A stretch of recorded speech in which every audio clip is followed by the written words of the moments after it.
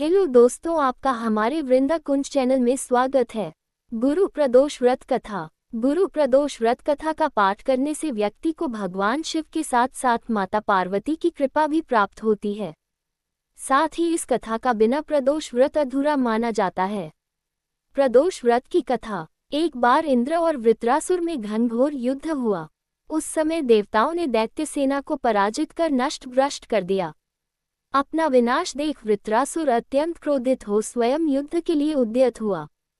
मायावी असुर ने आसुरी माया से भयंकर विकराल रूप धारण किया। उसके स्वरूप को देख इंद्रादिक सब देवताओं ने इंद्र के परामर्श से परम गुरु बृहस्पति जी का आवाहन किया। गुरु तत्काल आकर कहने लगे, हे देवेंद्र, अब तुम वृत्रासुर की कथा ध्यान मग्न होकर सुनो। वृत्रासुर प्रथम बड़ा तपस्वी कर्मनिष्ठ था। इसने गंधमादन पर्वत पर उग्र तप करके शिवजी को प्रसन्न किया था।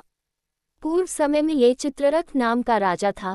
तुम्हारे समीप जो सुरम्य वन है वह इसी का राज्य था। अब साधु प्रवृत्ति विचारवान महात्मा उस वन में आनंद लेते हैं। भगवान के दर्शन की अनुपम भूमि है।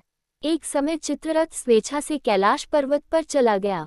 भगवान का स्वरूप और वाम अंग में जगदम्बा को विराजमान देख चित्ररथ हंसा और हाथ जोड़कर शिव शंकर से बोला, हे प्रभु, हम माया मोहित हो विषयों में फंसे रहने के कारण स्त्रियों के वशीभूत रहते हैं, किंतु देवलोक में ऐसा कहीं मोचर नहीं हुआ कि कोई स्त्री सहित सभा में बैठे। चित्ररथ के ये वचन सुनकर सर्वव्यापी भगवान शिव हंसकर बोले कि हे राजन, मेरा व्यवहारिक दृष्टिकोण पृथक है।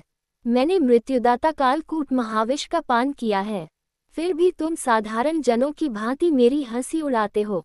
तभी पार्वती क्रोधित हो चित्ररथ की ओर देखती हुई कहने लगी, ओ दुष्ट, तूने सर्वव्यापी महेश्वर के साथ मेरी भी हंसी उड़ाई है। तुझे अपने कर्मों का फल भोगना पड़ेगा। उपस्थित सभासद महान विशुद्ध प्रकृति के शास्त्र तत्वान्वेषी हैं और सनक सनंदन सनत कुमार हैं। हे सर्वज्ञान के नष्ट हो जाने पर शिव भक्ति में तत्पर हैं।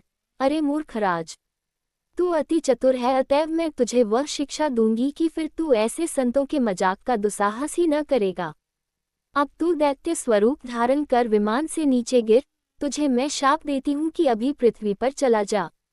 जब जगदम्बा भवानी ने चित्ररथ को ये शाप दिया तो वह तत्क्षण विमान से गिरकर राक्षस योनि को प्राप्त हो गया और प्रख्यात महासुर नाम से प्रसिद्ध हुआ। तवष्टा नामक ऋषि ने उसे श्रेष्ठ तप से उत्पन्न किया और अब वही वृत्रासुर शिव भक्ति में ब्रह्मचर्य से रहा। इस कारण तुम उसे जीत नहीं सकते।